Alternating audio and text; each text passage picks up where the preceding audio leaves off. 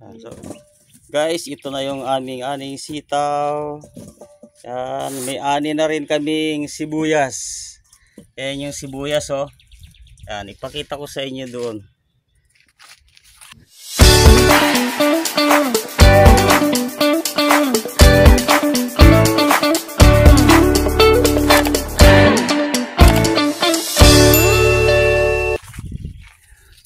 Yan, lakad tayo papunta rito sa aming unang tanim dito sa bukid, ang sibuyas.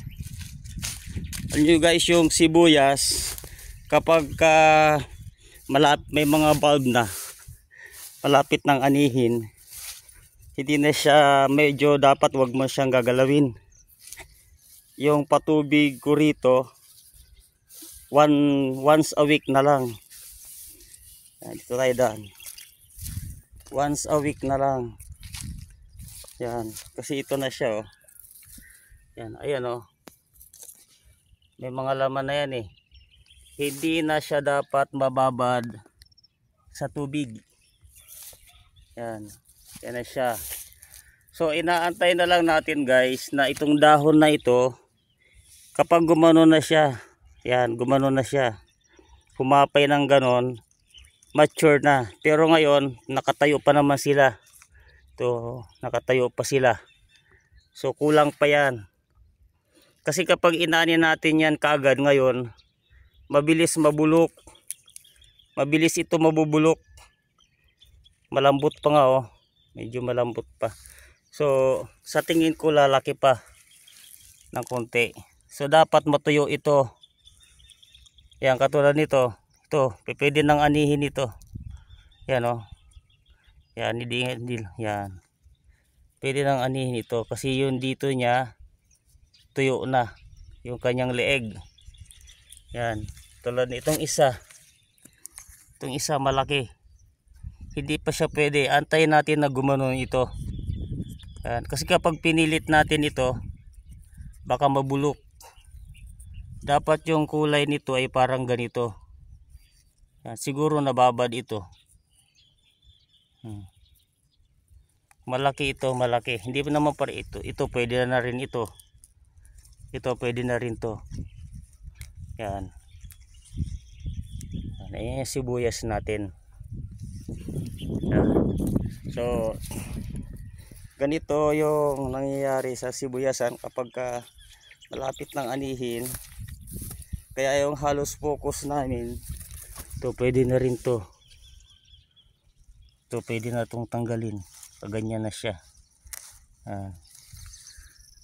Ang halos focus na namin ngayon yung sitaw.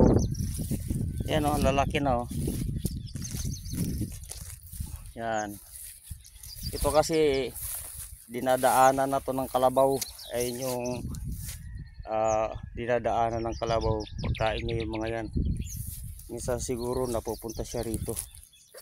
Maiksi yung pagkakatali. Yan. So kulang pa yan sa mga weeks pa. Siguro mga aabutin pa talaga to ng mga first week ng May hanggang second week ng May. Pero sa size malalaki na. Ayan, oh. So guys, oh, kahit medyo malalim yung pagkakatusok nito, pagkakatransplant, talagang umiibabaw siya, magbibitak, oh. Tulad nito, oh. Nagbitak siya, nandito kasi sa ilalim. Yan, ayan, oh. Magbibitak talaga siya, iibabaw siya.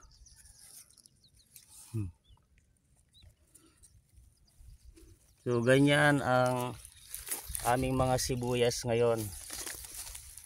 Ayan, oh, nagbibitak kasi malalaki yung laman. Super Pinoy yung variety namin. Yan. So ayan siya, oh. Puro mga laman na yan. Yan.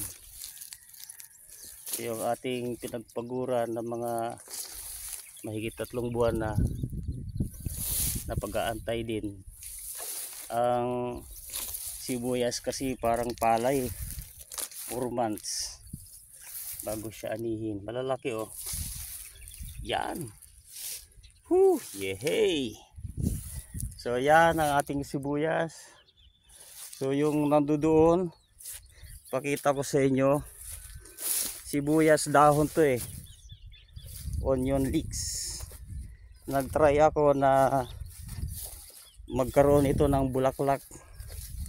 So dapat ng 45 days aanihin ito.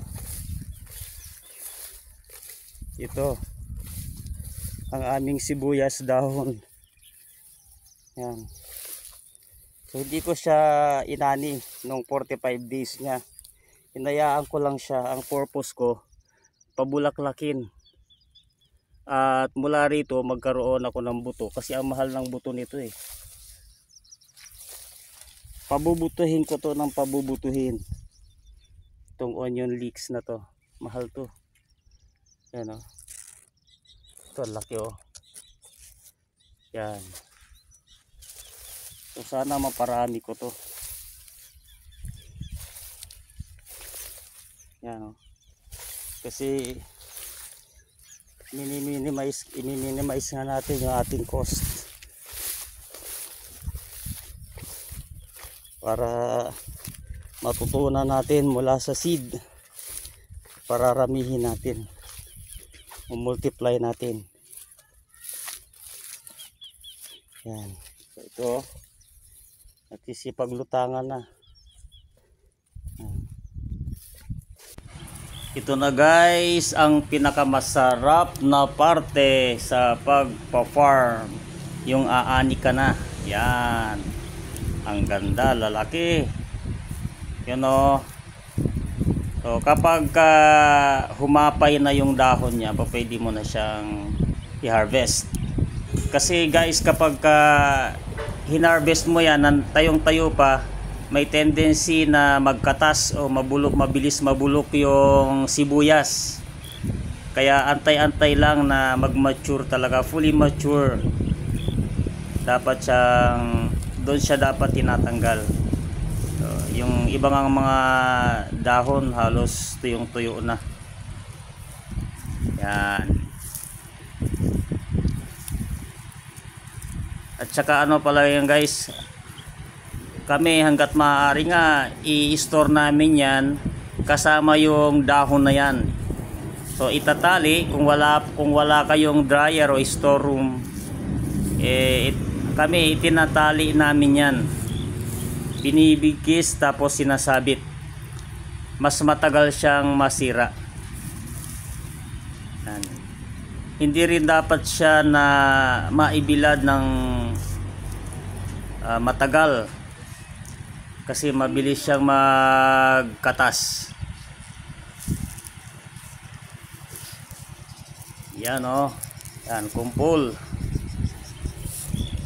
Yan nga lang, medyo bumaba yung sibuyas ngayon. Dahil dito po sa Bataan halos nagsabay-sabay kami ng pagtatanim. So dumami yung supply. Halos 60 pesos per kilo yung malalaki. Yan. So anyway, maganda naman yung naging resulta ng ating pagtatanim ng sibuyas. Ayan o. O, nasa ibabaw siya kapag pwede nang anihin yung ganyan. Umiibabaw siya hanggang ganyan. Yan yung perfect time na dapat tatanggalin na siya.